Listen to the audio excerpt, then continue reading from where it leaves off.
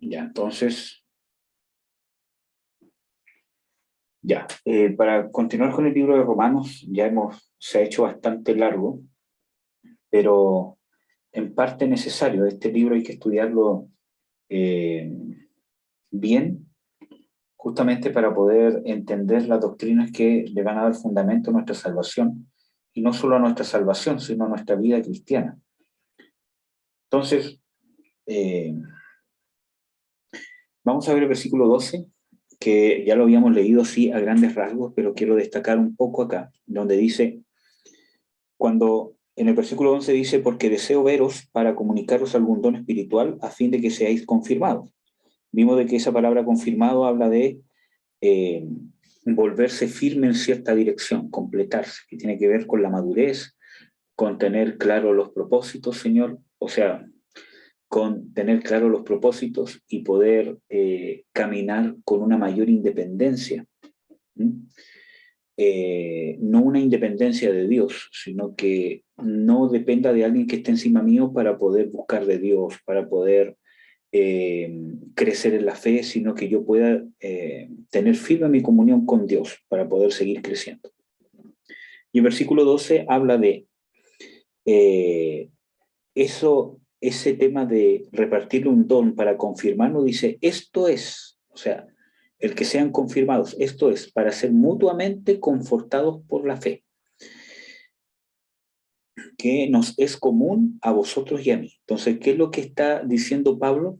De que todo lo que él va a impartir a través de, porque él dice para impartir algún don, para que ustedes sean conformados, va a tener la misma fe. Por eso que yo rechazo muchas veces cuando, como conclusión, muchas veces algunos cristianos dicen, bueno, usted piensa de esta manera y yo pienso de esta otra manera, porque yo creo que si nuestros corazones están realmente alineados a Cristo, vamos a terminar en algún momento pensando lo mismo, porque la Escritura dice que nosotros tenemos la mente del Señor. Obviamente hay diferentes formas de pensar en lo cotidiano o en cosas quizás más prácticas que tienen que ver más con nuestra experiencia de vida, pero que llevan al mismo, que llevan a lo mismo, persiguen lo mismo. ¿Ya? Eh, y aquí nos encontramos con una palabra importante que es que la fe que nos es común a vosotros y a mí. Entonces, cuando nosotros tenemos una misma fe, eso nos edifica. O cuando estamos mirando hacia, apuntando hacia llegar a una misma fe, ahí vamos a ser edificados los unos a los otros. Porque no podemos tener fe diferentes. Ahora, obviamente, hay grados de fe, hay etapas de la fe que van a ser diferentes, pero la fe es la misma. Como por ejemplo, si yo planto un árbol, ¿cierto? Y tengo en el patio un brote de un palto, tengo después un tallo de un palto, porque ya está más grande, tengo un palto que aún está muy joven y no da paltas, ¿cierto? Y tengo un palto muy adulto y tengo otro palto muy viejo, independientemente de la etapa que estén, que no son iguales, porque uno es un brote chiquitito, el otro es un tallo recién, el otro aún no tiene fruto, etcétera, etcétera.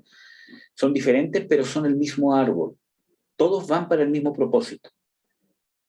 Lo que pasa es que están en diferentes etapas. Así lo mismo la fe. La fe, si bien puede tener diferentes etapas, porque la fe se desarrolla, sin embargo, es la misma, que está en diferentes etapas de desarrollo. Y cuando estamos en la misma fe, independientemente de la etapa del desarrollo, nos edificamos. Y eso también tiene que ver con la palabra madurez. Cuando la Biblia habla de madurez, de estar completo, de ser perfecto, es una persona que está cumpliendo todos sus estándares en la etapa que está viviendo. Yo ya les he dicho esto harto, ¿cierto? Pero, ¿cómo se llama? Por ejemplo, hay cosas que mi hijo no puede hacer y que es normal que no las pueda hacer. Por ejemplo, él aún no puede saltar. Intenta saltar, pero no puede saltar, ¿cierto? Hay cosas de su motricidad fina que todavía no tiene. Hay cosas en su coordinación que todavía no tiene, y eso es normal. porque el desarrollo, los hitos motores que tiene que tener para la edad que tiene, lo tienes todo. Por lo tanto, yo puedo decir que es un niño sano, un niño completo. Sin embargo, si estuviese en la misma condición un niño de 12 años, esto, habría un problema, porque no está completo para la etapa que está viviendo. Así también nosotros en la fe y en la madurez. Tenemos que estar completos para la etapa en que estamos viviendo. ¿Cómo sé qué etapa que estoy viviendo? De acuerdo a lo que Dios me va haciendo crecer, a las cosas que Dios me va dando para que yo me desarrolle. Bueno, hermanos, entonces la común fe es la que nos edifica. Y aquí vamos a ver algunos pasajes bíblicos. Primera de Corintios 1:10 dice lo siguiente. Dice, os ruego pues, hermanos, por el nombre de nuestro Señor Jesucristo, que habléis todos una misma cosa y que no haya entre vosotros divisiones, sino que estéis perfectamente unidos en una misma mente y un mismo parecer. Entonces nos está hablando aquí el mismo Pablo, que tener una común fe nos lleva justamente lo que yo les estaba, diciendo, tener una misma mente y un mismo parecer, que estemos perfectamente unidos. Ahora bien, hay que ver de que las cosas, la unidad, ¿cierto? La unidad natural que vamos a tener nosotros tiene que ser impulsada por la unidad espiritual y no al revés. Porque hay mucha gente que es muy unida en causas incluso hasta demoníacas. Los brujos, los musulmanes, no sé, las sectas que hay en todos lados, ¿cierto? ¿Cómo se llama? Equipos de fútbol, ¿cómo se llama? Política, que es una de las mayores religiones muchas veces del diablo, porque hay gente de que incluso deja al Espíritu Santo de lado para que no le toquen sus tendencias políticas. Así de arraigado ha llegado a estar en el corazón de las personas. Entonces, vemos, ¿cierto?, que ellos están muy bien unidos, piensan todos lo mismo. Si tú los escuchas hablar, su filosofía de vida, su forma de pensar, sus frases, sus mismas palabras, su entendimiento llega a estar igual. Tanto que están tan arraigados que muchas veces no escuchan razones, porque están tan arraigados en esta forma de pensar, de que aunque tú le estés explicando que si dan un paso más se van a caer a un precipicio, se caen al precipicio igual porque tienen tan arraigados esa forma de pensar y todos van para el mismo lado. Entonces son fácilmente manipulables. Pero ¿están perfectamente unidos? Sí, están en una mente, en un mismo corazón, en un mismo sentir, en un mismo pensar. Pero la raíz no es espiritual, la raíz es carnal, la raíz es almática. La raíz está centrada en el yo. Bueno, y ahí podríamos hablar harto de eso, pero no me quiero, detener, ¿cierto?, en ese tema. Pero la misma mente, el mismo sentir y el mismo corazón tiene que nacer de lo espiritual, que va a provocar una unidad natural, una amistad, ¿cierto?, un compañerismo, etcétera, etcétera, que se tiene que dar en la iglesia. Pero la raíz tiene que ser lo espiritual. El origen, lo que lo impulsa, tiene que ser lo espiritual. ¿Cómo? Cuando yo empiezo a moldar mi vida, cuando en lo íntimo de mi corazón, en lo que yo hago en lo íntimo, donde nadie me ve, empiezo a buscar lo que Dios quiere que yo busque, empiezo a rechazar lo que Dios quiere que rechace, empiezo a proponerme en mi corazón, buscar la ayuda de Dios, la comunión con Dios, para poder transformar mi vida que sea grata a Dios, según lo que está escrito en su palabra, que es grato para Él. Empiezo a dejar, empiezo a cambiar, empiezo a fortalecer mi espíritu andando las cosas del espíritu, porque eso me va a hacer automáticamente estar unido con mi hermano, que está haciendo lo mismo en otro lado del mundo y quizás no nos hemos visto nunca. Automáticamente vamos a estar en el mismo sentir, automáticamente vamos a estar en el mismo pensamiento, pero nace de lo espiritual, nace de lo que Dios está haciendo en nosotros, cosa que no se puede hacer en un partido político, cosa que no se puede hacer en una secta, porque nace de la obra sobrenatural, primero con el nuevo nacimiento y con mantenerme las cosas de Dios.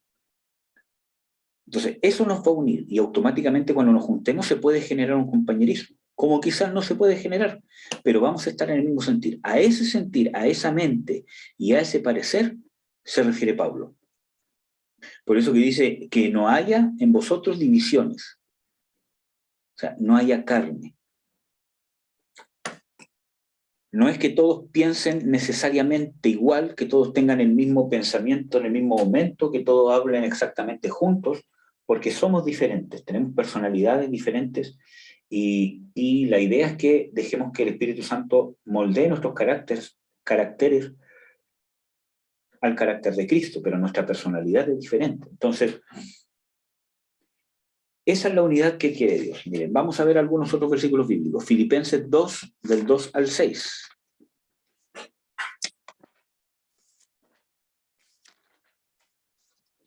Dice lo siguiente: completad mi gozo sintiendo lo mismo, teniendo el mismo amor, unánimes, sintiendo una misma cosa. Y aquí está. Y vamos a ver que al terminar este pasaje que vamos a leer nos va a dar estas luces. Primero dice, completad mi gozo sintiendo lo mismo. Está hablando de un sentir espiritual, que yo sienta hacer algo o que no sienta hacer algo. Tiene que ser el mismo, tiene que ser inspirado por el mismo espíritu. ¿Cómo se llama? Pero por eso que cuando hay veces que algunos hermanos dicen, ¿cómo se llama, hermanos? Al parecer no estamos en el mismo espíritu. Entonces yo le digo, bueno, entonces uno de los dos está siendo influenciado por un demonio, porque hay un Espíritu Santo solamente, no dos. Bueno, eso, ¿cómo se llama? Me lo digo como broma, pero dice, sintiendo lo mismo, teniendo el mismo amor. Entonces, miren, y esto también radica en lo que vamos a ver en el versículo 5. Porque hay gente que no conoce a Dios que tiene el mismo amor, sí, pero no es el amor de Dios.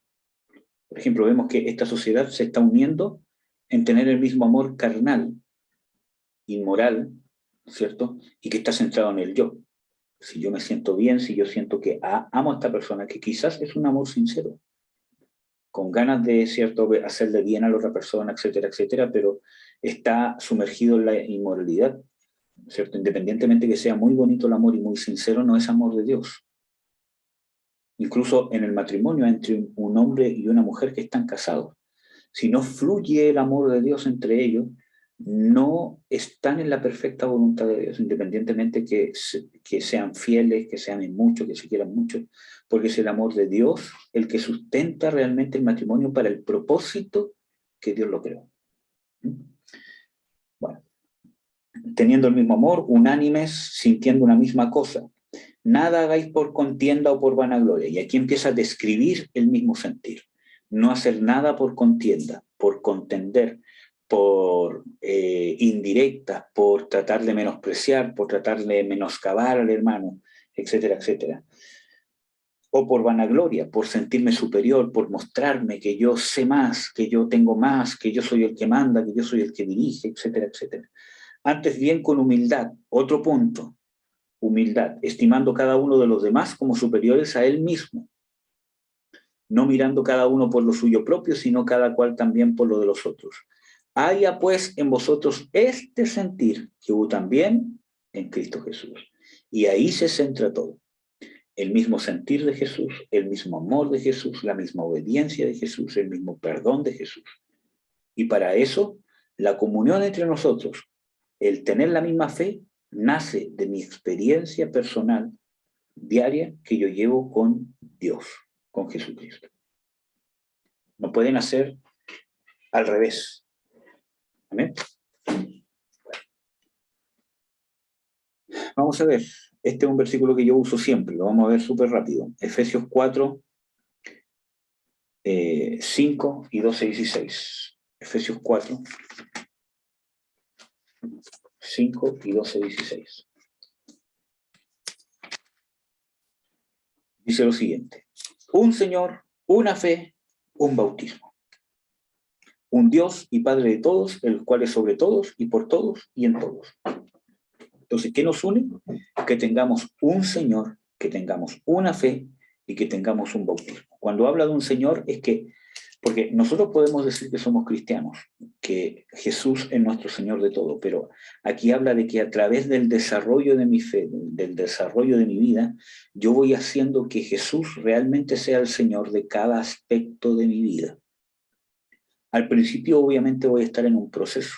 Cuando empiece a caminar voy a estar en un proceso. Van a haber muchas áreas de mi vida que quizás inconscientemente no tengo idea, todavía no tengo luz, que no he puesto a Jesús como Señor. Y Dios paulatinamente me va a ir mostrando para que yo me vaya convirtiendo. Me va a ir mostrando una cosa para que yo me vaya convirtiendo. Entonces, necesito, ¿cierto?, desarrollarme. Y necesito justamente tener un Señor, una fe y un bautismo. Y ojo que cuando habla del bautismo, no necesariamente está hablando de el bautismo en agua, por si acaso. Está hablando del bautismo con el Espíritu Santo en Cristo Jesús de la conversión. O el bautismo, también puede estar hablando del bautismo en el Espíritu Santo. Bueno, ¿qué más dice estos versículos? Del 12 en adelante dice, a fin de perfeccionar a los santos para la obra del ministerio, para la edificación del cuerpo de Cristo, hasta que lleguemos a la unidad de la fe y del conocimiento del Hijo de Dios, a un varón perfecto, a la medida de la estatura de la plenitud de Cristo. Y mientras todos nosotros, amados y amadas, estemos apuntando a esto, vamos a estar unidos y cada vez nos vamos a unir más. Quizás no es tan necesario trabajar en las cosas naturales para estar unidos si nosotros trabajamos estas, porque las demás van a fluir por añadidura. Entonces, necesito, ¿cierto?, necesito llegar a la unidad de la fe, al conocimiento del Hijo de Dios, a un varón perfecto, a la medida y a la estatura de la plenitud de Cristo. Por eso que yo les he dicho de que el propósito principal de nuestras vidas es alcanzar la estatura de la plenitud de Cristo. Un varón perfecto o una mujer perfecta. Necesito, cuando yo empiece a ver de que ese es mi propósito principal y lo empiece a hacer de una manera práctica, porque puede ser que yo lo crea, que yo lo sepa, pero ¿qué estás haciendo para llegar a eso? No solamente leer la Biblia y no solamente orar, debes buscar qué áreas en mi vida, qué área de mis pensamientos, qué área de lo que hago, de lo que no hago, de lo que decido, de lo que no decido, ¿cierto? Debe ser transformado, debe ser cambiado para alcanzar este propósito. Créanme, Dios es fiel, hermanos, y Dios nos va a responder si nosotros lo hacemos con un corazón sincero. ¿Y qué es lo que nos une? El amor. No vamos a leer todos los versículos bíblicos, pero sí el que dice acá, mira. Bueno, en realidad aquí hay harto que hablar. Por ejemplo, en el versículo 14, después justamente que habla de llegar a la estatura perfecta, habla de no ser niños, llevados por doquiera de doctrina. Por lo tanto, el alcanzar este propósito nos va a hacer madurar, porque según 1 Corintios 3, 1 y 2, ¿cierto? Habla de que los niños son los carnales. Por lo tanto, que tú tengas este propósito, esta meta y trabajes por esto, te va a sacar de ser carnal. Nos va a ayudar a vencer la carne.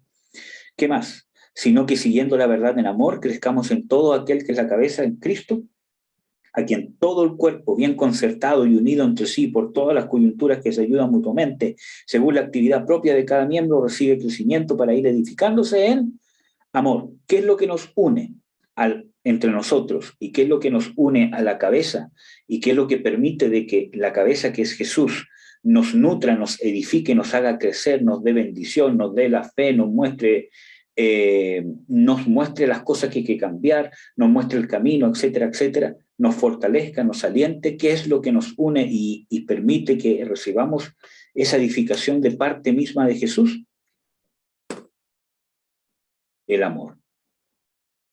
Acá lo dice. El amor es el que nos une y el que permite, cuando nosotros manifestamos el amor, en 1 de Juan habla del amor de Dios, que yo no puedo decir que en mí se está manifestando el amor de Dios si no amo a mi hermano, de una forma práctica, con amor de Dios. Perdón, misericordia, etcétera, etcétera. ¿Amén? Vamos a pasar al otro punto.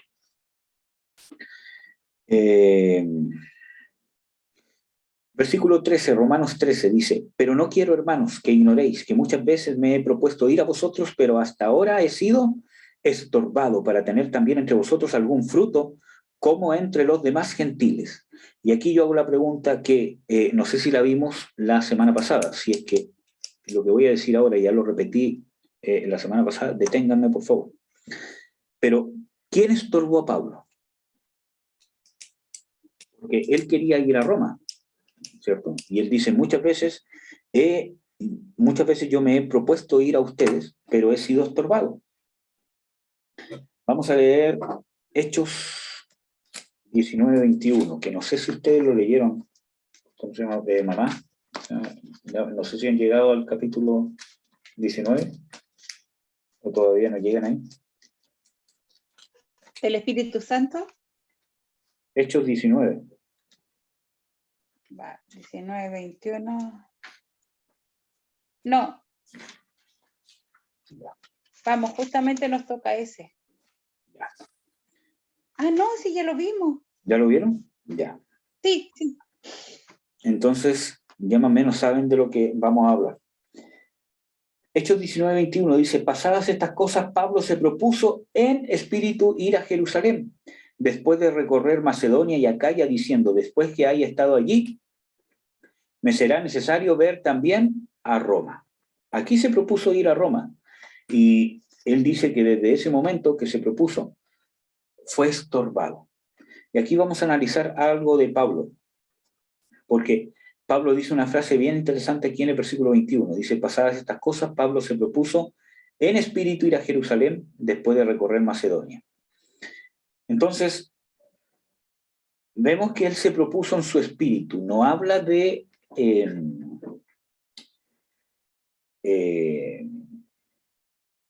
no habla de, ¿cómo decirlo así? No habla de la influencia del Espíritu Santo necesariamente para ir a Jerusalén. Y, ¿cierto? Hay una parte que quiero que la veamos, que seguramente ustedes la leyeron, cuando dice de que él está ligado en espíritu. Voy a abrir mi Biblia, porque esta no es mi Biblia. Aquí tengo las notas y me ubico más en esta. 8:19.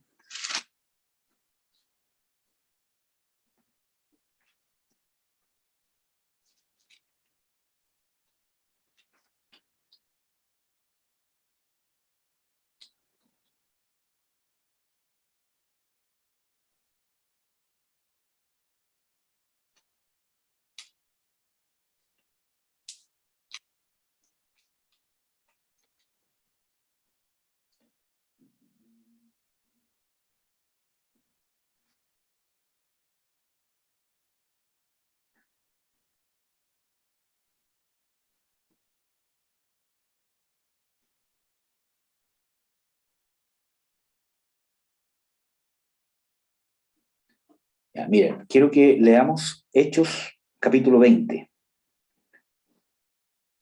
versículo 22. Dice, y ahora he aquí ligado yo en espíritu, voy a Jerusalén, sin saber lo que allá me ha de acontecer, más que el Espíritu Santo por todas las ciudades me da testimonio diciendo que prisiones y tribulaciones me esperan. Más de ninguna cosa hago caso, ni estimo mi vida preciosa para mi carrera, para que acabe mi carrera con gozo, y el ministerio que recibí del Señor Jesús para dar testimonio del Evangelio de la gracia de Dios. Entonces, ¿qué dice Pablo aquí? Dice, más yo ligado en espíritu. Y quiero que podamos entender de explicar esto. Primero, tenemos que saber que esto se puede interpretar de dos maneras. Que su espíritu estaba ligado a Jerusalén, que también está hablando de una ligadura de una ligadura quizás demoníaca. ¿Por qué? ¿Se acuerdan del pasaje donde el Señor Jesucristo le reclama a los fariseos, ¿cierto? Y le dice, vosotros cuando hacéis un prosélito, hacéis que la persona a quien le estáis haciendo el prosélito se haga 2 veces más hijo del infierno. Un prosélito es un rito para convertir una persona a una religión. Entonces, él les dice, cuando vosotros convertís a un extranjero, a quien sea, al judaísmo, lo haces 2 veces más hijo del infierno que vosotros. ¿Y qué está hablando de eso? Contaminación demoníaca. ¿Cierto? Jesús les dice claramente, vosotros sois hijos del diablo. Vuestro padre es el diablo, porque las obras del diablo queréis hacer. Entonces, si también nosotros vemos y analizáramos a profundidad el libro de Gálatas, nos daríamos cuenta que detrás del judaísmo, no del judaísmo real, sincero, que sigue realmente a Dios, sino del judaísmo de querer judaizar y de lo que hacían aquí los fariseos y todos ellos, ¿cierto?, que rechazaron al Mesías, se mueve un demonio que es bastante complejo, bastante complicado, y Pablo tuvo varias luchas contra ese demonio, que se le infiltró en muchas iglesias, y una de esas es la de Gálatas, ¿cierto? En Gálatas 3, por ejemplo, dice, porque Gálatas es una iglesia que partió en el cristianismo muy bien, ¿cierto? Y se terminó volviendo al judaísmo. Miren. En Gálatas 1 dice, Gálatas 1, versículo 6, dice, estoy maravillado de que tan pronto os hayáis traspasado del que os llamó de la gracia de Cristo a otro evangelio. No que hay otros, sino que hay algunos que os inquietan y quieren pervertir el evangelio de Cristo. Mas aún ni nosotros o un ángel del cielo os anunciare otro evangelio del que os hemos anunciado, sea anatema. Como antes he dicho, también ahora decimos otra vez, si algunos anunciare otro evangelio del que habéis recibido, sea anatema. Porque ¿persuado yo ahora a hombres o a Dios, o busco agradar a hombres? Cierto que si todavía agradara a los hombres, no sería siervo de Cristo. Entonces, vemos acá que quiero buscar otro versículo bíblico que habla que si recibís otro espíritu.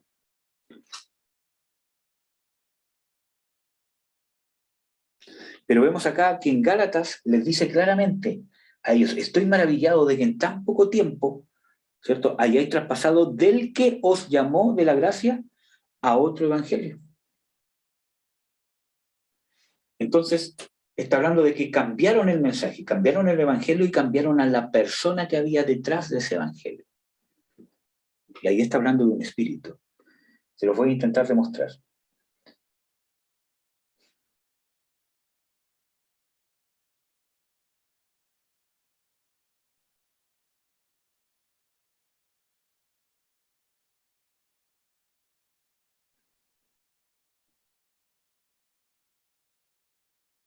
Miren, vamos a ver 2 de Corintios 11, 14. Que está por ahí mismo. Dice, desde el 13, porque estos son falsos apóstoles, obreros fraudulentos, transfigurándose de apóstoles de Cristo. Y no es maravilla, porque el mismo Satanás os transfigura en ángel de luz. Así que no es mucho si también sus ministros se transfiguran en ministros de justicia. Entonces estamos viendo de que detrás de falsos ministros, ¿cierto?, se mueve Satanás y sus demonios, a través de los falsos apóstoles que predican obviamente otro evangelio. Ahí tenemos una prueba de que probablemente en Gálatas se estaban moviendo demonios a través de falsos ministros que se habían introducido para predicar un falso evangelio.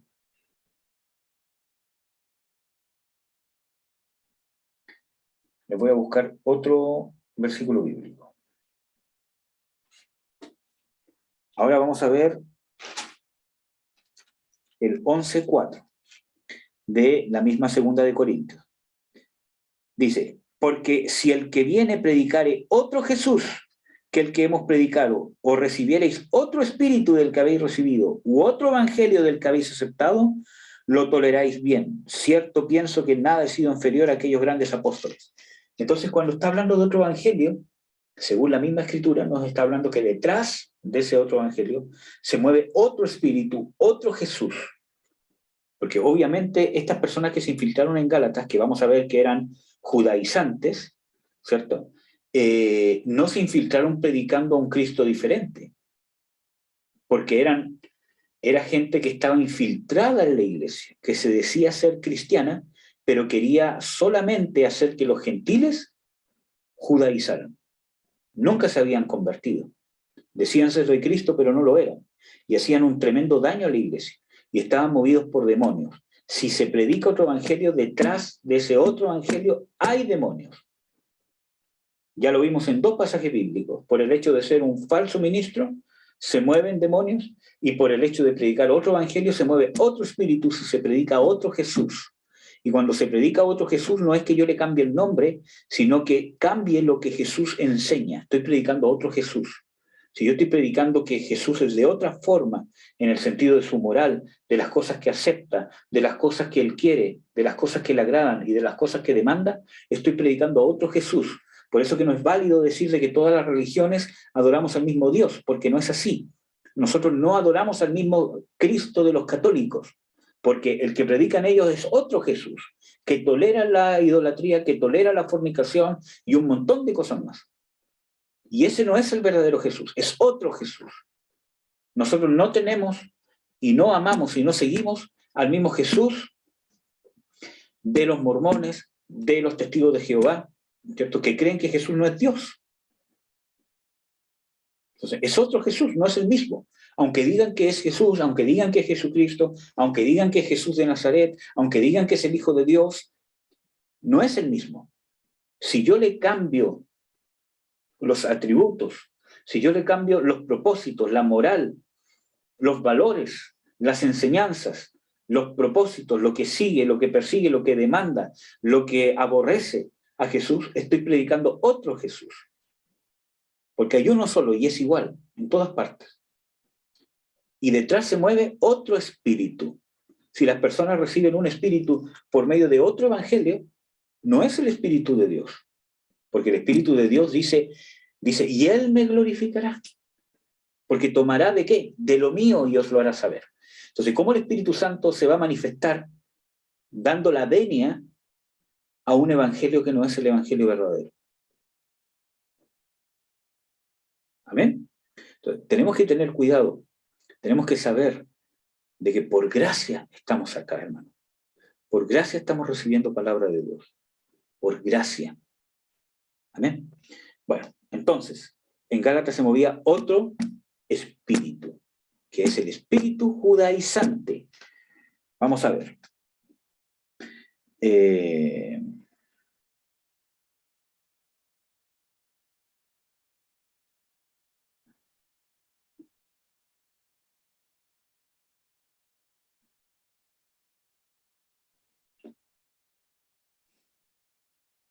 Aquí está.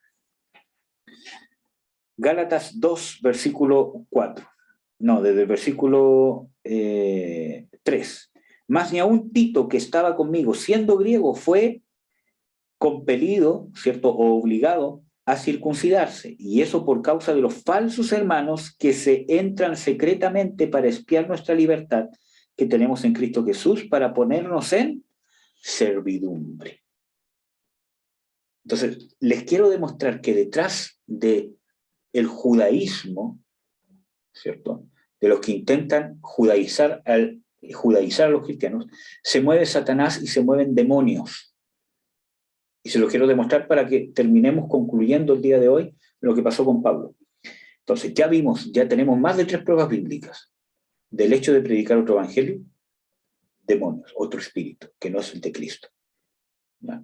Y no es cualquier demonio, porque es un espíritu. Si nosotros buscamos en la Biblia qué espíritu se compara en contradicción al Espíritu Santo, no es que sea igual ni que se le iguale, pero que imita al Espíritu Santo, que trata de tomar su lugar, usurpar su lugar, el espíritu del mundo.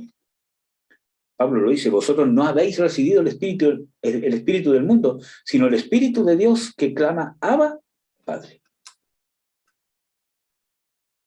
Entonces, ¿por qué los contrapone? Porque el espíritu del mundo trata de atacar lo que hace el Espíritu Santo. Entonces, no estamos hablando de cualquier espíritu. También, ¿cierto?, vimos de que detrás de falsos ministros, de falsos hermanos, como dice aquí, que entran encubiertamente, ¿Qué se mueve? Ministros de Satanás, porque dice sus ministros, se disfrazan como ministros de justicia. Y el mismo Satanás se disfraza como ángel de luz. Y cuando habla de luz, espíritus que dan revelación, que dan sueños, que dan profecías, que nos alejan del único Jesús. Nos predican otro evangelio, nos muestran a Jesús que piensa otras cosas, que no piensa este Jesús. Lo muestran como Jesús, se manifiesta como Jesús, supuestamente, pero si no piensa lo mismo, si no tiene los mismos valores, la misma moral, ¿cierto? Los mismos preceptos, los mismos mandamientos, no es el mismo, porque Jesús no cambia. Parte de lo que vimos de los atributos de Jesucristo, que es inmutable. No cambia ni los aspectos valóricos, ni en su poder, no crece, no tiene disminución, etcétera, etcétera. Es el todo. Entonces, vamos a ver. Y dicen para ponernos en servidumbre, Gálatas 2:4. ¿Y quiénes nos ponen en servidumbre? ¿Qué dice Hebreos?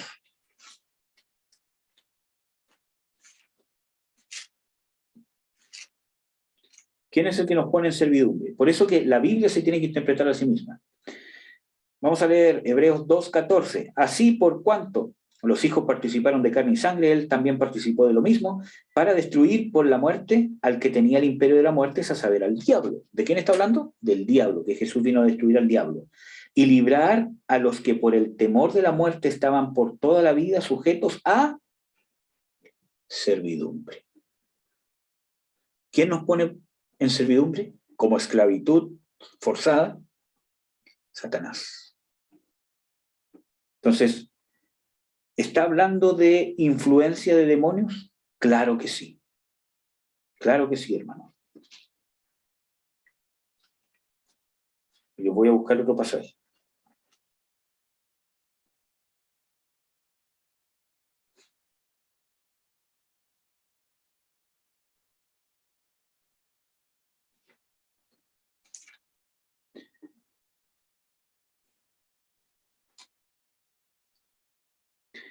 Entonces, nos quita la libertad que tenemos en Cristo y nos pone en servidumbre. Y eso lo hace el diablo. Acuérdense que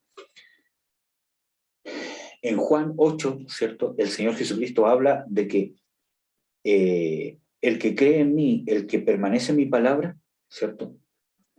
Seréis verdaderamente libres. Por lo tanto, el que nos saca de todo eso es el diablo y es Satanás. Entonces, lo que estaba pasando en Gálatas, ¿había contaminación demoníaca? Sí, ya tenemos por lo menos 3 o 4 pruebas bíblicas que lo dicen. A los cuales, sigo en el versículo 5 en Gálatas 2, a los cuales ni aún por una hora, ¿cierto?, seguimos sujetándonos para que la verdad del Evangelio permaneciese en nosotros. Ahora, el versículo que habíamos empezado a leer en Gálatas 3:1 dice: oh Gálatas insensatos, ¿quién os fascinó para no obedecer a la verdad, ante cuyos ojos fue ya descrito como crucificado entre vosotros? Esto solo quiero saber de vosotros: ¿recibisteis el Espíritu por las obras de la ley o por el oír con fe? Tan necios sois, habiendo comenzado por el Espíritu, ahora os perfeccionáis en la carne. ¿Tantas cosas habéis padecido en vano? Sí, en realidad es en vano. Aquel pues que os daba el Espíritu y obraba maravillas entre vosotros, ¿lo hacía por las obras de la ley o por el oír de la fe? Como Abraham creyó a Dios y le fue imputado a justicia. Sabéis, por tanto, que los que son de fe, los tales son los hijos de Abraham. Amén. Entonces, y el versículo 11 dice: mas por cuanto por la ley ninguno se justifica para con Dios, queda manifiesto que el justo por la fe vivirá. Entonces, vemos de que primero esa palabra fascinó es una palabra que también se puede traducir como quien os embelesó, quien os hechizó. Esa palabra en el griego en realidad significa difamar, convencer mediante falsas representaciones, ejercer una atracción irresistible por medio de cualidades extraordinarias. Entonces, lo más probable es que no solamente era elocuencia, sino que se movía poder demoníaco para poder convencer, porque aquí estamos hablando que Pablo dice: ¿quién hacía maravillas entre vosotros por el oír con fe? El Espíritu Santo. Está hablando de maravillas, de señales, prodigios, milagros, sanidades, transformaciones, etcétera, etcétera. Entonces, para que esas personas se convirtieran al judaísmo, el demonio que venía detrás del judaísmo tenía que presentarle maravillas también. ¿Y de qué dice la Biblia que vienen esas maravillas? ¿Qué dice en Tesalonicenses, en Timoteo, en Apocalipsis, ¿cierto? De que en los postreros tiempos el espíritu del anticristo, habrán falsos obreros, ¿cierto? Que mediante el poder de Satanás harán grandes prodigios y milagros para engañar. Se mueve actividad demoníaca. Entonces, vemos otra prueba más de que detrás se mueve actividad demoníaca. ¿Ya? Entonces, ¿por qué es importante esto? Miren lo que dice en Gálatas 5, versículo 7. Vosotros corríais bien. ¿Quién os embarazó o embelezó o engañó? ¿Ya? Para no obedecer a la verdad, esta persuasión no es de aquel que os llama. Y aquí está hablando una persona. La persuasión que estaban teniendo, el convencimiento que estaban teniendo, no era de Jesús que los llamó, era de otro. Y está hablando de una persona. ¿De quién es entonces? De Satanás. Un poco de levadura leuda toda la masa. Yo confío de vosotros en el Señor, que ninguna otra cosa sentiréis, más el que os inquieta llevará el juicio, cualquiera que él sea. Y ahí está hablando de lo demoníaco. Porque detrás de esas personas se movían demonios. Ya les expliqué lo que dijo Jesús sobre los prosélitos, sobre judaizar. Le dice, vosotros sois hijos del infierno. Si ahí ustedes me quieren decir de que no hay actividad demoníaca, entonces ¿de qué estamos hablando? Y al que hace el prosélito, que es el caso de Gálatas, lo hacéis doblemente hijo del infierno, doblemente contaminado que vosotros. ¿Ya? ¿Qué dice en Gálatas 5.1? Dice, estad pues firmes en la libertad con que Cristo nos hizo libres y no volváis otra vez a ser presos del yugo de servidumbre. Y miren, vamos a ver Romanos 8.15, para que nos convenzamos que es un demonio. Otra prueba más de que es un demonio, lo que se mueve detrás del judaísmo o de judaizar. Romanos 8.15, porque no habéis recibido el espíritu de servidumbre para estar otra vez en el tema. Entonces, ¿qué es esto? Aquí lo llama espíritu de servidumbre. Literalmente lo llama espíritu de servidumbre. Entonces, ¿qué se movía en Gálatas? El espíritu de servidumbre. ¿Dónde se habla de la servidumbre? ¿Por qué es relevante esto? Porque vamos a ver, ¿cierto?, en Hechos, el tema de Pablo, ¿cierto?, que es sumamente importante porque, voy a volver al pasaje que habíamos visto, porque quiero probar de que Pablo tuvo influencia de este espíritu, por causa de su apego, de su amor, que pasó a ser carnal, pasó a ser más almático que espiritual por el pueblo de Israel. Era un amor sincero, sí. Y él habla muchas veces, yo desearía ser anatema por causa de mis hermanos judíos. Tenía un amor sincero, era muy bíblico, pero en algún momento pasó a ser almático y eso generó una ligadura de alma. Él dice, ligado yo en espíritu. Dice, yo me he propuesto en mi espíritu ir a Jerusalén, que es lo que veíamos en Hechos 19. Era tan profundo el amor que tenía esa ligadura, ¿cierto?, que lo llevó desde el espíritu, no desde el espíritu de Dios, sino una ligadura profunda. Entonces, abrió una puerta y fue un problema que tuvo, porque esta equivocación limitó su ministerio. Entonces, en Romanos 1, cuando dice, he sido estorbado, ¿de qué demonio se está refiriendo? Del demonio que se mueve, el espíritu de servidumbre, que podríamos decir que se mueve el mismo Satanás detrás, según lo que hemos visto, ¿cierto? El espíritu de servidumbre, que es un demonio, se mueve detrás y estaba estorbando a Pablo. No necesariamente persiguiéndolo para matarlo, que puede ser que sí, sino desde adentro, poniéndole estorbo. ¿Cómo? Que haya ido a Jerusalén, porque si nosotros vemos qué pasó en Jerusalén,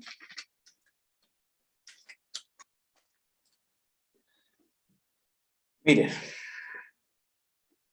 a Pablo lo intentan convencer, por ejemplo, en Hechos 21, versículo 11. ¿Quién viniendo? Está hablando de un profeta que se llamaba Agabo. ¿Quién viniendo a vernos tomó el cinto de Pablo y atándose los pies y las manos dijo: esto dice el Espíritu Santo, así atarán los judíos en Jerusalén al varón de quien es este cinto, y le entregarán en manos de los gentiles. Al oír esto le rogamos nosotros y los de aquel lugar que no subiese a Jerusalén. Entonces Pablo respondió: ¿qué hacéis llorando y quebrantándome el corazón? Porque yo estoy dispuesto no solo a ser atado, mas aún a morir en Jerusalén por el nombre de el Señor Jesucristo. Y miren, aquí hay un tema importante, porque aparentemente, si nosotros vemos estos pasajes, aparentemente Pablo era un hombre de fe. Dice: ¿por qué me afligís? Yo estoy dispuesto a esto y mucho más por causa de Cristo. ¿Y era cierto? Sí, ya había pasado por cosas semejantes, ya lo habían apedreado, ya lo habían perseguido para matarlo, y, ¿cómo se llama?, un montón de cosas. Entonces, ¿será realmente la fe? Por eso que, por muy aparentemente que se vea, nosotros tenemos que ir a la causa, al origen, que ya hemos visto algunas luces. Ligado yo en espíritu, me propuse en espíritu, y él mismo dice: más, o sea, me propuse yo en espíritu, pero el Espíritu Santo me advierte por todas partes que ahí me esperan aflicciones y tribulaciones. Pero aquí vemos que se metió este espíritu, este demonio, probablemente el espíritu de servidumbre, que lo llevó a retroceder a la servidumbre judaica, que es lo que vamos a ver. Entonces, miren, hermanos, vamos a ver un ejemplo, porque hay muchas veces que algunas personas contradicen esto diciendo que Pablo nunca tuvo una influencia de un demonio, pero quiero mostrarles algo. Eh,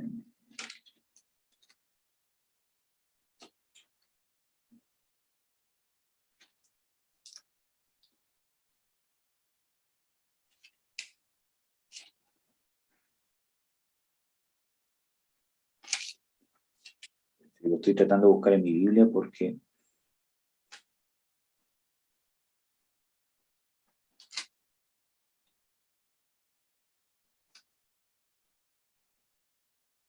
aquí está. Hechos 23, versículo 11, dice: y la noche siguiente, presentándosele el Señor, le dijo: confía, Pablo, que como has testificado de mí en Jerusalén, así es necesario que testifiques en Roma. Entonces, ¿ustedes creen que el Espíritu Santo le va a estar diciendo tanto a Pablo que va a tener aflicciones, tribulación, que va a sufrir en Jerusalén, si realmente quisiera que fuera? ¿Creen ustedes que el Espíritu Santo lo va a estar martirizando para que se sienta mal, para que se asuste? No. Aquí vemos un ejemplo. ¿Por qué leí este versículo bíblico que está en Hechos 23? Porque este versículo nos muestra lo que hace Dios, que le dijo: ten ánimo. El Espíritu Santo lo fortalece: ten ánimo, yo voy a estar contigo. ¿Qué pasó con el Señor Jesucristo cuando estaba en el huerto de Getsemaní y sabía, ¿cierto?, que iba a vivir este tremendo sacrificio que hizo de magnitudes eternas? ¿Qué envió Dios? ¿Ángeles a qué? A fortalecerlo. Le dio convicción que tenía que sufrir, que iba a ser doloroso, pero lo fortaleció. Y el profeta Ágabo, que dice que habló por el Espíritu, porque aquí dice: esto dice el Espíritu Santo, al dueño de este cinto así lo atarán, así lo llevarán. ¿Será el Espíritu Santo un mortificador para causar temor y angustia en Pablo? No. Si realmente la perfecta voluntad de Dios hubiese querido ser que fuese a Jerusalén, le hubiese dicho, igual como en Hechos 23, ánimo, Pablo, te esperan tribulaciones, te espera un tiempo difícil, pero ánimo, yo estoy contigo. Porque así actúa el Señor. Entonces vemos que no era la perfecta voluntad que Pablo bajara a Jerusalén. Y el problema en sí no era que Pablo fuese a Jerusalén. El problema era la causa por la cual estaba yendo a Jerusalén. Y eso lo tenemos que aprender. ¿Cuál es la causa de lo que estás haciendo? ¿Cuál es la causa de que te estés conectando? ¿Cuál es la causa de que no te estés conectando, por ejemplo? ¿Cuál es la causa del trabajo que estás buscando? ¿Cuál es la causa de los estudios que estás haciendo? ¿Cuál es la causa de que quieras casarte? ¿Quieres cumplir un propósito de Dios? ¿O hay una carencia en ti que te lleva a buscar? ¿Cuál es la causa por la que quieres tener un hijo o una hija? ¿Hay una carencia? ¿Cuál es el origen? Y eso nos tenemos que examinar a nosotros mismos a través de la Escritura, del consejo, de las enseñanzas, lo que ustedes están haciendo acá. Entonces, el problema no es que fuese a Jerusalén. Quizás si Pablo hubiese querido ir a Jerusalén y no hubiese tenido esta ligadura en su corazón y esta contaminación demoníaca, no hubiese habido ningún problema en que fuese a Jerusalén y que predicara allá y todo lo demás. Pero ¿cuál era el problema? Que porque el Espíritu Santo le estaba advirtiendo que se estaba yendo por un camino peligroso, que le iban a esperar estas aflicciones innecesarias por causa de cómo iba. No por el hecho de que él llegara a Jerusalén, sino por lo que hizo cuando llegó a Jerusalén. Porque eso gatilló que él estuviese preso hasta morir. Obviamente los últimos años de su ministerio, dice en el mismo libro de Hechos, que estuvo en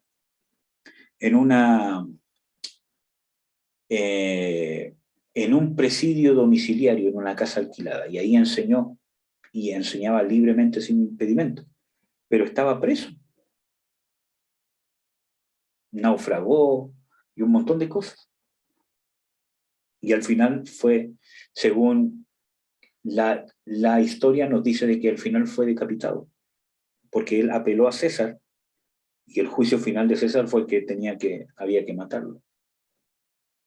Podría haber vivido más quizás, o podría haber muerto de otra forma. Entonces, que lo limitó, pero aún así Dios todas las cosas las ayuda a bien. Entonces, ¿qué fue lo que hizo en Jerusalén?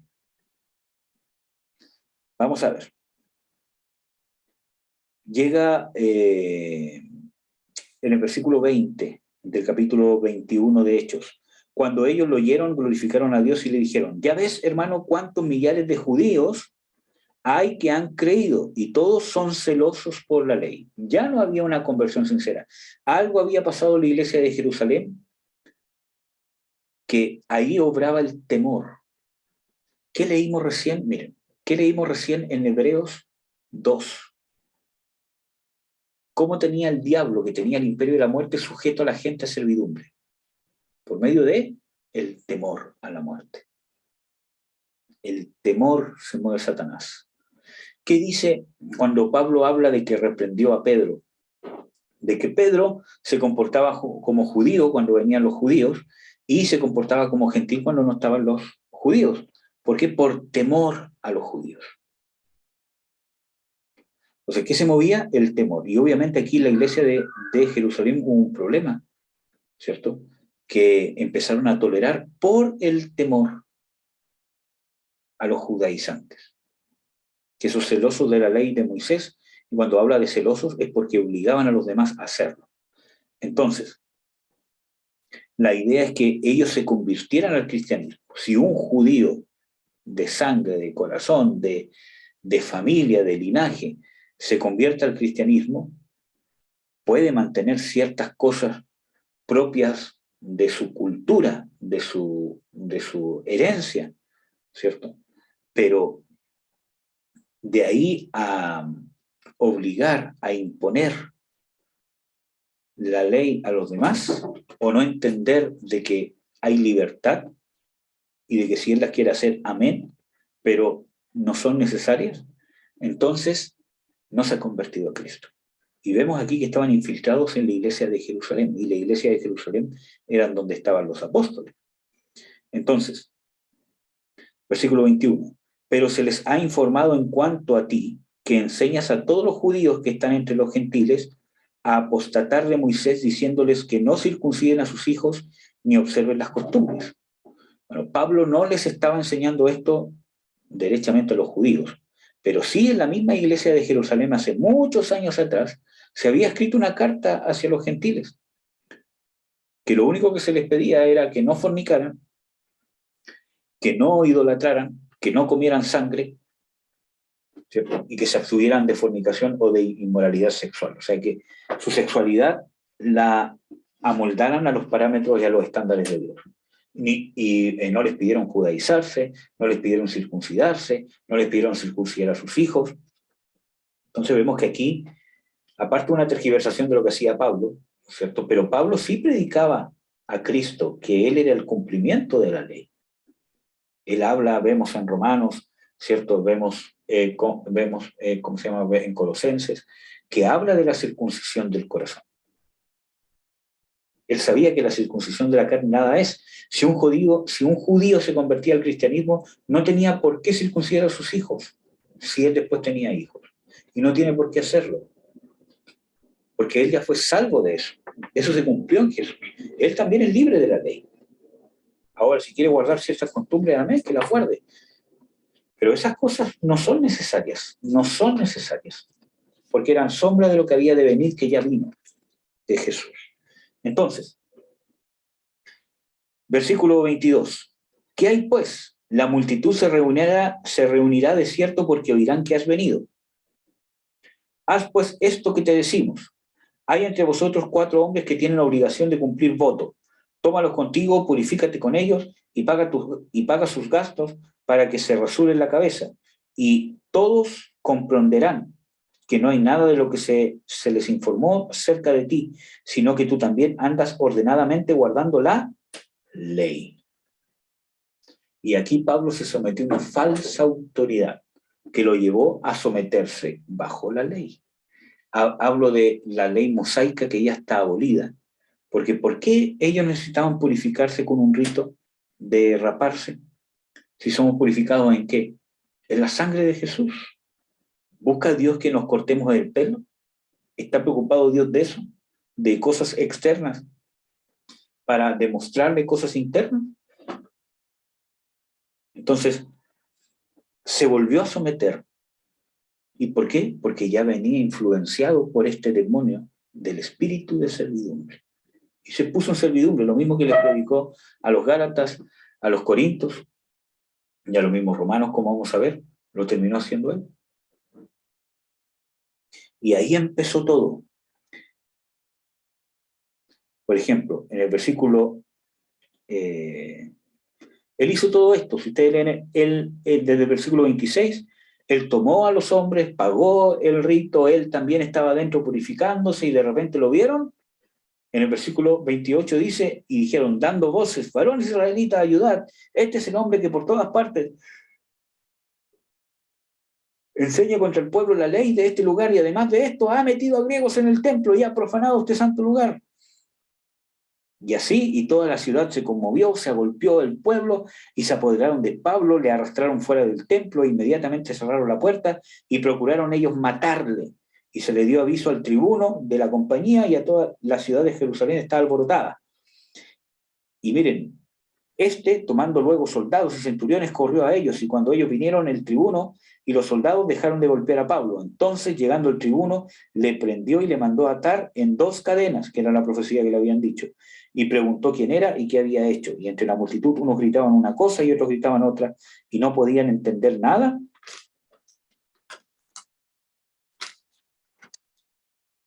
A causa del alboroto, le mandó llevar a la fortaleza. Y al llegar a las gradas, aconteció que era llevado en peso por los soldados a causa de la violencia de la multitud. Entonces, cuando dice que era cierto que llevado el peso era porque estaba inconsciente. Iba colgado, tal como había dicho el profeta, colgado de las cadenas, pero iba como muerto, a causa de la violencia que le habían hecho. ¿Y por qué causa fue? No fue por causa de predicar el Evangelio, como él dijo, por Cristo Jesús estoy dispuesto a esto y mucho más. No fue por causa del Evangelio, no fue por causa de estar predicando la verdad, ni estar haciendo la verdad tampoco. Fue por causa de estar judaizando. Y el Espíritu Santo sabía lo que iba a pasar y se lo intentó advertir. Entonces aquí vemos en Hechos 21 un poco de arrogancia. ¿Qué hacéis llorando, quebrantándome el corazón? Porque yo estoy dispuesto no solo a ser atado, mas aún a morir en Jerusalén por el nombre de Jesús. Pero no fue atado por el nombre de Jesús. Entonces, vemos de que había influencia demoníaca. Entonces, volviendo a Romanos 1, ¿cierto? ¿Quién era el que había estorbado? Satanás. El espíritu del judaísmo, el espíritu de servidumbre, lo había estorbado. También, ¿amén? Bueno.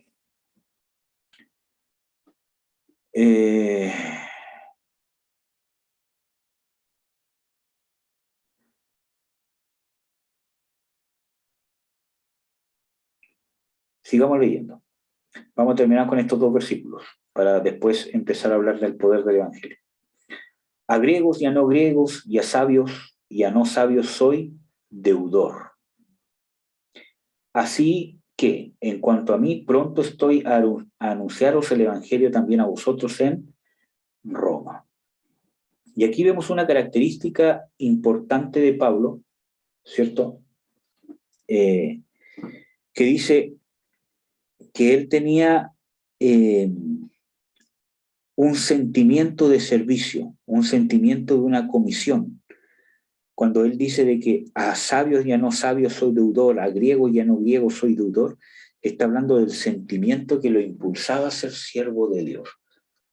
Y esto nos deja claro que no lo hacía por sentirse mejor, no lo hacía por querer figurar o por querer yo desarrollarme, porque muchas veces yo tengo un llamado y yo digo, yo tengo un llamado para ser pastor, por lo tanto tengo que buscar gente para pastorear, para cumplir mi llamado y desarrollar mi llamado. Y eso está en la carne. Yo tengo un llamado para ser evangelista, tengo que buscar dónde evangelizar porque hay un llamado en mí para evangelizar porque soy evangelista, el apóstol. Tengo que buscar a quién ministrar y ministrar a pastores y ministrar a iglesias y establecer fundamentos porque he sido llamado a ser apóstol y necesito desarrollar el ministerio que Dios me ha dado.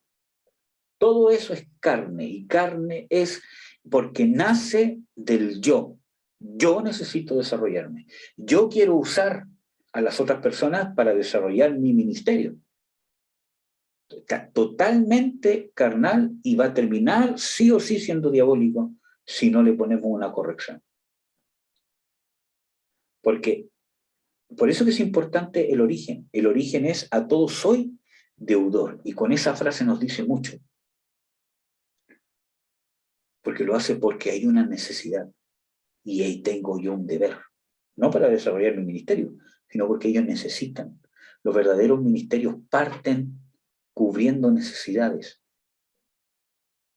Parten con una responsabilidad que Dios pone en el corazón de la persona, una responsabilidad divina, por cubrir una necesidad y hacerme responsable de ella. Y en eso van fluyendo los dones ministeriales. Entonces, soy yo el deudor, soy yo el siervo. Ellos no me sirven a mí para alcanzar un ministerio o para desarrollarme. Soy yo el que los sirvo para que ellos se desarrollen. ¿Qué dijo Pablo acá en el versículo 11? Porque deseo veros para comunicar algún don espiritual a fin de que seáis confirmados, o sea, que ellos se desarrollen, que ellos lleguen a ser independientes, incluso un poco de él, que ellos lleguen a crecer, a establecerse. Y ese es el incentivo correcto. Por eso que, mira, hermano, yo en lo personal no me preocupo por andar hablando de las cosas que uno hace, las cosas que Dios hace por medio de uno, y hablar con los pastores y decirle, pastores, aquí estamos haciendo esto y esto otro, porque Dios da testimonio con los frutos. Y el testimonio que más importa es lo que el corazón de Dios siente de uno. Entonces, el ministerio nace de cubrir una necesidad y del compromiso que tengo con la responsabilidad y la cuenta que le doy a Dios de cumplir esa necesidad. Ahí yo me puedo dar cuenta que estoy listo para un llamado o para descubrir mi ministerio. Y esto es importante, hermano, y esto quizás no es leche, pero ¿cómo yo me doy cuenta que realmente tengo un llamado ministerial? Bueno, esto es una de las muchas cosas que hay. Cuando yo me doy cuenta que Dios ha puesto una responsabilidad en mí, donde yo me veo en la necesidad de rendirles cuenta a Dios por causa de cubrir una necesidad y me comprometo con todo mi ser a hacerlo. No es algo extra, no es algo con lo que me entretengo, no es algo que lo dejo cuando tengo tiempo. Porque hay mucha gente que sirve a Dios, pero no tiene un llamado ministerial. ¿Por qué? Porque no dedica su vida a ello. Y no significa que deje de ser buen esposo, que deje de ser buen padre, pero no es un juego, no es que ocupo mis tiempos libres, no es que cuando la cosa se ponga difícil yo lo dejo porque es un hobby, no es algo que me da. Y eso es lo que hace Dios, eso es lo que hace el Espíritu Santo. Y ahí yo me puedo dar cuenta que realmente hay alguien que tiene un llamado, quizás que va para un llamado ministerial. Porque hay gente que sirve a Dios, pero mientras puede. No hay un compromiso, no hay una fidelidad. Acuérdense que nosotros tenemos que llegar a ser confiables para Dios. No hay una fidelidad, de manera tal, un compromiso que, aunque no tenga tiempo, me voy a hacer el tiempo, porque tengo una responsabilidad delante de Dios. Y no necesito que haya una persona visible que me esté diciendo que tengo que cumplir esa responsabilidad porque tomé el compromiso con Dios. Por eso que es diferente. Puede haber mucha gente que se dedica a hacer estudios, que se dedica a hacer cursos bíblicos, todo lo demás, pero cuando pueden. Si las cosas se ponen muy difíciles, se desentiende del tema y se desentiende. Y si lo vuelve a hacer, lo vuelve a hacer y sigamos, pero no hay un compromiso de responsabilidad. ¿Amén? Voy a detener el video porque les voy a hablar de algo que no quiero que quede grabado.